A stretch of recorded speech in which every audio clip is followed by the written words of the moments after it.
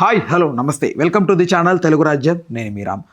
మంచు ఈ కుటుంబానికి సంబంధించి గత కొద్ది కాలంగా వివాదాలు బాగా చెలరేగుతున్నాయి. అయితే ఈ వివాదాలన్నిటికీ ఒక్కొక్కరు ఒక్కొక్క రీజన్ చెప్తూ వస్తున్నారు. కొద్ది రోజులు మంచు మనోజ్ తప్పు అంటారు, కొద్ది రోజులు మంచు విష్ణు అంటారు, కొద్ది రోజులు మోహన్ బాబు గారిది తప్పు అంటారు. అయితే ఎవరిది తప్పు ఎవరిది ఒప్పు అనేది పక్కన పెడితే ఈ కథలో ఈ కాంట్రవర్సీలో కొత్తగా కొన్ని పెద్దవాళ్ళ పేర్లు కూడా ఇన్వాల్వ్ అవుతూ ఉన్నాయి. అసలు ఓవరాల్గా ఇది ఆస్తి గొడవ లేకపోతే ఈగోనా లేకపోతే ఏంటి అనేది బయటికి రాకముందే కొంతమంది కొత్త వాళ్ళ పేర్లు అయితే వస్తూ ఉన్నాయి. అయితే దీనికి సంబంధించి ఒక లేటెస్ట్ అప్డేట్ అయితే చక్కర్లు కొడుతుంది. దీనికి సంబంధించి ఒక మంచి వివరణ, ఒక పూర్తి విశ్లేషణ దాస్ విజ్ఞాన్ గారిని అడిగి తెలుసుకుందాం. నమస్తే అన్న. మోహన్ బాబు గారికి సంబంధించి గత కొద్ది రోజుల నుంచి చూస్తూనే ఉన్నాం, మీరు చెప్తూనే ఉన్నారు లేటెస్ట్ అప్డేట్స్ అన్నీ కూడా. అయితే ఎస్టర్డే నుంచి ఒక వార్త ఫుల్ వైరల్గా మారింది. ఎవరో కొత్త వ్యక్తి ఈ కాంట్రవర్సీలో ఉన్నట్లుగా. అసలు ఎవరా వ్యక్తి, ఏం జరుగుతోంది అక్కడ? కొత్త వ్యక్తి కాదు, పాత వ్యక్తే. మోహన్ బాబు అంటే పడని మనుషులు వాళ్ళ ఇంట్లోనే గొడవలు ఉన్నాయని తెలుసుకొని మనోజ్ని పిలుచుకొని కావాలని ఆ యూనివర్సిటీని గెలకండి అని చెబితే ఈయన రెచ్చిపోయి ఎగురుతున్నాడు. అంతకుమించి ఏమీ లేదు. ఎందుకంటే ఇప్పుడు మోహన్ బాబు మోసం చేస్తున్నాడు అని ఇన్ని రోజులు ఇన్నేళ్ళు ఎవడూ చెప్పండి. మనోజ్ మొన్న వెళ్ళి తలుపులు తనినప్పటి నుంచే ఎంబీ యూనివర్సిటీలో అక్రమాలు అరచకాలన్నీ బయటకు వచ్చేసాయా? ఒక్క పేరెంట్ చెప్పడా? ఓవరాల్గా చెప్పాలంటే మేము ఒక సర్వే చేసాము. అంటే నాకు తెలిసిన వాళ్ళు ఒక సర్వే చేసి ఆ రిపోర్ట్ పంపించారు, అఫీషియల్ రిపోర్ట్. వాళ్ళ సర్వే ఏంటంటే ఎంబీయూ యూనివర్సిటీలో ఇప్పటివరకు చదివి నా పాత స్టూడెంట్స్, ప్రజెంట్ చదువుతున్న స్టూడెంట్స్, వాళ్ళ పేరెంట్స్, పనిచేసి మానేసిన టీచర్స్, ప్రజెంట్ పనిచేస్తున్న టీచర్స్ అందరినీ ఎంక్వైరీ చేశారు. ఎక్కడ కూడా ఎవరు కూడా ఒక్కరు కూడా నెగిటివ్ చెప్పాల. ప్రతి ఒక్కరు మాకు అది దేవాలయం అని అంటున్నారు. మరి ఎక్కడ జరిగాయి అక్రమాలు? మీ ఫీజులన్నీ తీసుకొని దొబ్బేసి 200 కోట్లు పెట్టి కన్నప్ప సినిమా తీసాడని ఈయన చెప్పాడు. నువ్వు ఎలిగేషన్ పాస్ చేసినప్పుడు నీ దగ్గర ఎవిడెన్స్ ఉండాలి. ఏది ఎవిడెన్స్? ఆయనేమో సరే విష్ణు చూపిస్తాడు ఎక్కడ లోన్ పెట్టాడు, దేని మీద లోన్ పెట్టాడు, ఎంత వచ్చాయి, అన్ని రికార్డ్స్ ఆయన దగ్గర ఉన్నాయి. అండ్ అసలు 200 కోట్లు ఖర్చు పెట్టారని నువ్వు అంటున్నావు. కన్నప్ప బడ్జెట్ ఏంటనేది కూడా అందరికి తెలుసు. అంత ఏం కవ్వాల, 100 అన్నారు కానీ కొంచెం తక్కువ, అటు ఇటు 80 అంతే. ఎందుకయ్యా బాబు న్యూజిలాండ్ పోయావు, ఇక్కడ తీసుకోవచ్చు కదా నీ అద్భుతాన్ని అంటే విషయం చెప్తా విను.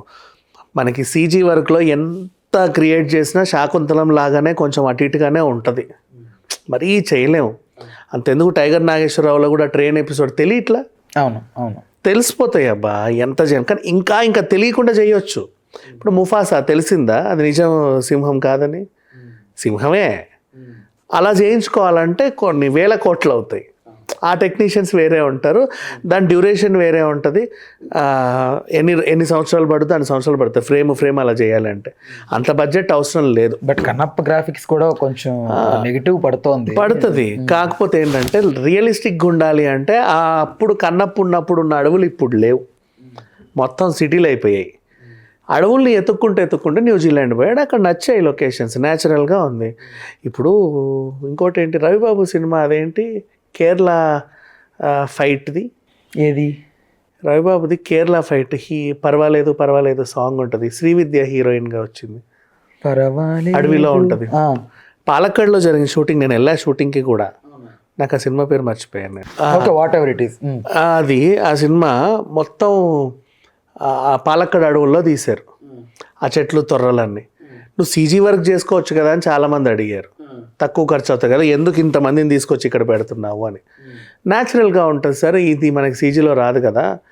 పైగా ఖర్చు ఎక్కువ. ఇంకా సీజీకి నీకు ఈ అడవి సృష్టించాలంటే ఆ తీగ ఆకు వక్క చేయాలంటే ఇంకా ఖర్చు ఎక్కువ.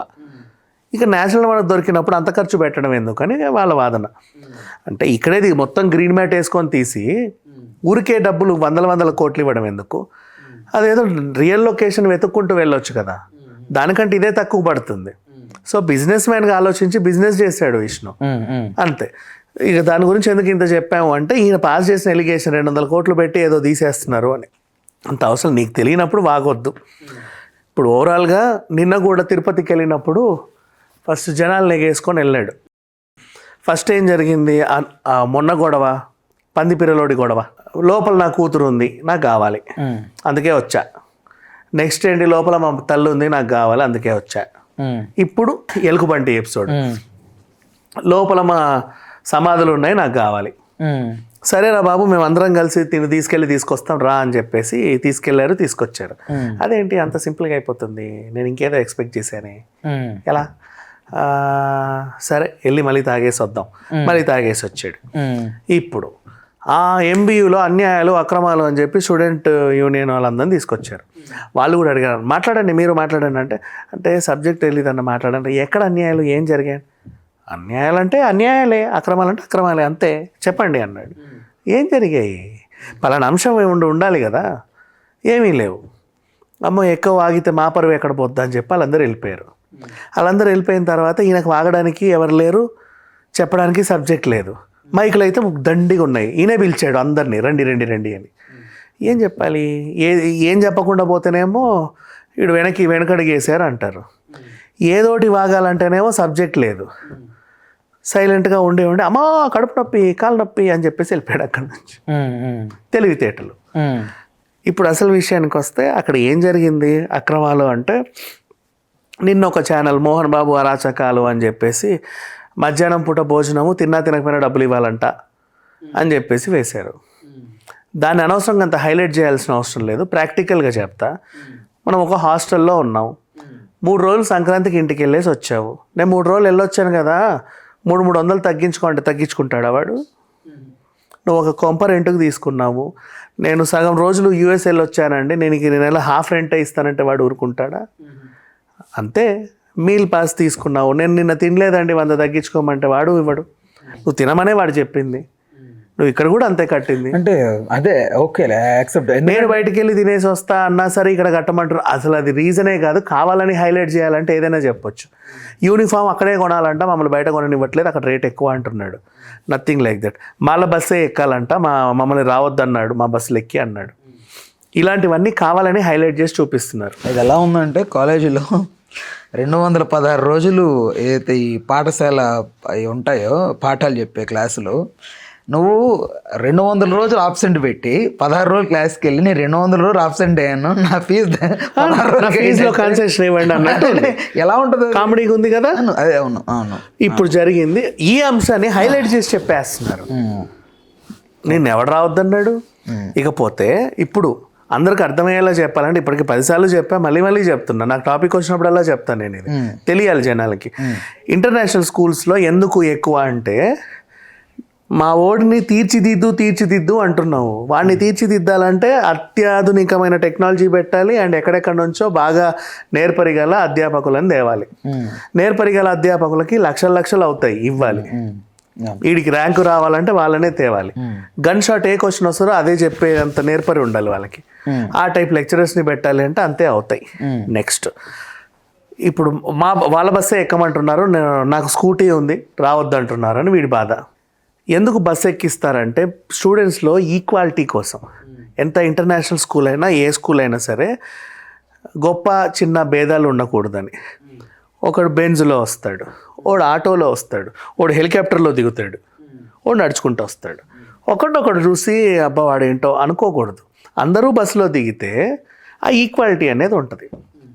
నెక్స్ట్ యూనిఫామ్ అనేది సమస్య నిజంగా. ఎందుకంటే మేమే ఎందుకు అమ్ముతాము అని వీళ్ళు అంటారంటే, మీకు వదిలేసామనుకో, ఒరే కింద మెరూన్ పైన వైట్ వేయండిరా అంటే మెరూన్లో ఎన్ని షేడ్స్ ఉన్నాయి అన్ని షేడ్స్ కనపడతాయి ఆ స్కూల్లో. అన్ని షేడ్స్ ఉంటాయి, light maroon, dark maroon, thick maroon, thin maroon, baby maroon, red, ఇంకొకడు అట్లా వింత మొత్తం ఒక గ్రూప్ ఫోటో తీసి అన్ని రంగులు ఉంటాయి. మెరూన్లో ఇన్ని షేడ్స్ ఉంటాయని మనకు కూడా తెలియదు. రెయిన్బో లాగా అంటే అన్ని కలర్స్ లాగా కాకుండా అన్ని షేడ్స్ ఉంటాయి. సో వీడే ఇచ్చాడు అనుకో, తాను అందరికీ ఒకేలాంటి బట్ట వెళ్తుంది. మళ్ళీ ఒకడు జీన్స్తో కుట్టించుకుంటాడు, ఒకడు కాటన్ కుట్టించుకుంటాడు, ఒకడు షార్ట్ బనీన్ క్లాత్తో కుట్టించుకుంటాడు. అవసరం లేదు, కంఫర్ట్ వాడిది. వీళ్ళు ఇస్తే అందరు ఈక్వల్గా ఉంటారు.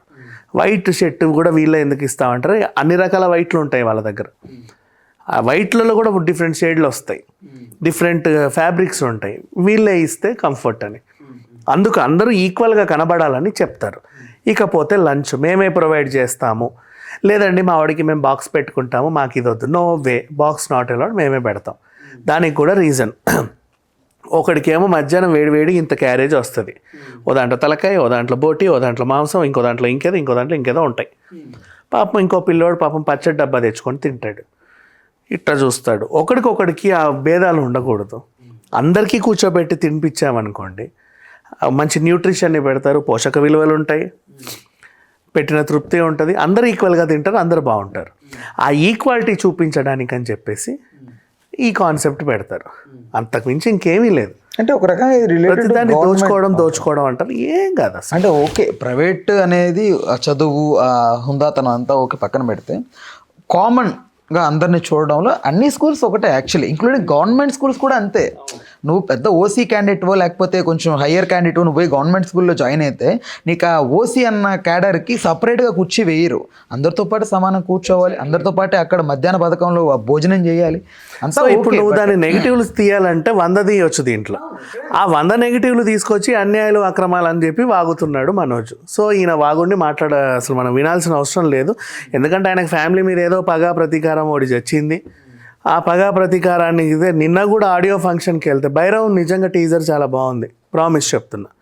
భైరవ్ సినిమా టీజర్ చాలా బాగుంది. ఆ సినిమా హిట్ అవుతుంది, 100% హిట్ అవుతుంది. చూడు, బ్లైండ్గా చెప్పొచ్చు కొన్ని చూస్తే. మనోజ్ యాక్టింగ్ కూడా చాలా బాగుంది, మంచి చేస్తాడు, మంచి కూడా చెప్పుకోవాలి.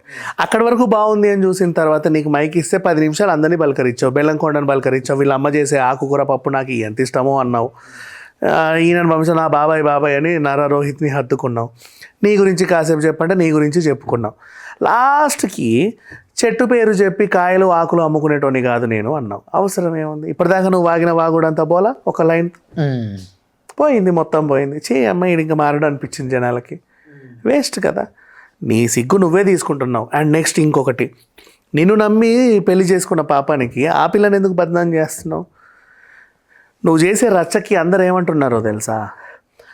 కొత్త కోడలు వచ్చిన వేళ విశేషం, మొత్తం మోహన్ బాబు కుటుంబం చెల్లాచెదురైపోయింది. అందరూ అలాగే, ఆ పిల్లని ఎందుకు నిందించాలి? నువ్వు పెట్టే పెంటకి అంటే ఆమె వచ్చి ఏదో నూరిపోసి నేను రెచ్చగొట్టి పంపినట్టు అవసరం లేదు కదా.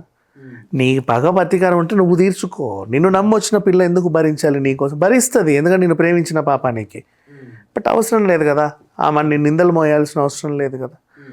అప్పుడైతే ఆ పని మనిషి చెప్పిందో, ఆమె వాయిస్ అందట్లో రికార్డెడ్ ఉంది కదా, ఆమె వచ్చినప్పటి నుంచే నండి గొడవలు, ఆమె పెళ్ళి ఇష్టం లేదని ఓపెన్గా చెప్పేసింది. అది అందరి నోట్లో నానింది, లక్షలు పోయాయి ఆమె వ్యూస్. సో ఇప్పుడు అందరూ ఏమనుకుంటున్నారు, మనోజ్ ఏం చేసినా సరే ఆమెనే చెప్పి పంపిస్తుంది అనుకుంటున్నారు. తప్పు కదా ఇది ఓవరాల్గా. బట్ ఏమో ఈయన ఎప్పుడు మారుతాడో తెలియదు. అందుకే చెప్పారు కనీసం ఈ జన్మ కాదు వచ్చే జన్మ కన్నా తెలుసుకుంటావన్న ఆశ. అంటే ఈ జన్మకైతే నువ్వు మారవని డిసైడ్ అయిపోయావు. ఇప్పుడు కన్నప్పకి పోటీగా ఇది భైరవాన్ని దించబోతున్నారని కూడా ఒకటి నడుస్తుంది. దించొచ్చు, తప్పు లేదబ్బా. కన్నప్ప ఆ సినిమా ఈ సినిమే 100 సినిమాలను రిలీజ్ చేసుకోండి. ఎక్కువ సినిమాలు వస్తేనే బాగుంటుంది ఇండస్ట్రీ. అదే ఇదే.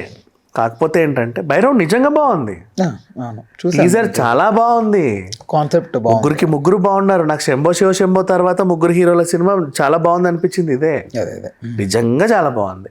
అక్కడ అల్లరి నరేష్కి వచ్చినంత ఇమేజ్ ఇక్కడ కూడా మళ్ళీ ఈ పిల్లోడికి వస్తుంది, మనోజ్కి, బెల్లంకొండ అబ్బాయికి.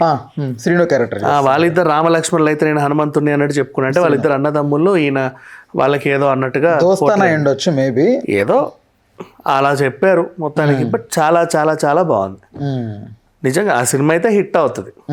కానీ వీళ్ళ నటన పరంగా ఎంత మెచ్యూరిటీ సంపాదిస్తున్నావో పర్సనల్ లైఫ్లో కూడా అంతే మెచ్యూరిటీ ఉంటే బాగుండనేది ఫీలింగ్. రైట్, ఓకేనా. Thanks for the time, thanks for information. Please do subscribe to Telugu Rajyam channel. Please do subscribe to Telugu Rajyam channel. Please do subscribe to Telugu Rajyam channel. Hi అండి, నేను మీ ఆర్పీని, నెల్లూరు పెద్దారెడ్డి చేపల పులుసు ఓనర్ని. మీరు తెలుగు రాజ్యం అనే ఈ యూట్యూబ్ ఛానల్ సబ్స్క్రైబ్ చేసుకుని మంచి వీడియోలతో వస్తారు. Thank you so much.